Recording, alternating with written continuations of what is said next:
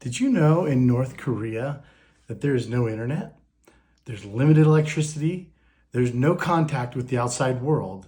In fact, you can't even watch a movie or a K-drama from South Korea. And if you do, if you do some of these things, you can be imprisoned, you can be tortured, you can be thrown into hard labor camps, and even executed. Further, there's no ownership of things like we're used to, like property and your own home, and there is no food variety. You get whatever the government gives you to eat. Unless, of course, you can wheel and deal and do some illegal trading.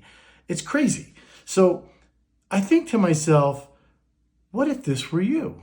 What if this were me? What if I lived in North Korea? There's more. They have a system of classification of people. It's called Songbon.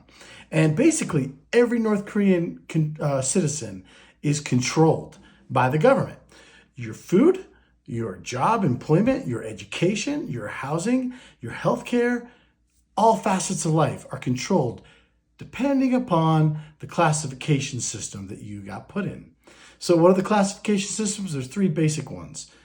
But there's actually many more, but there's three basic ones. The top tier are the loyal class. Maybe the top 20% get this category.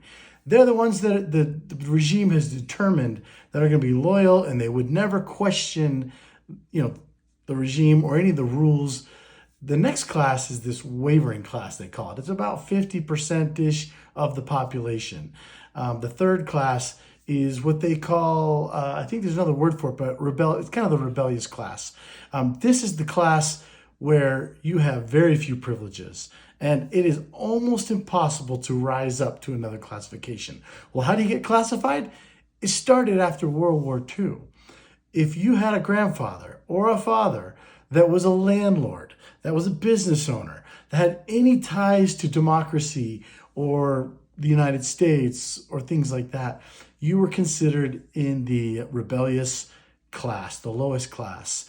Now, if you had communism tendencies or you fought in the war, you might have been put in the middle or the upper class.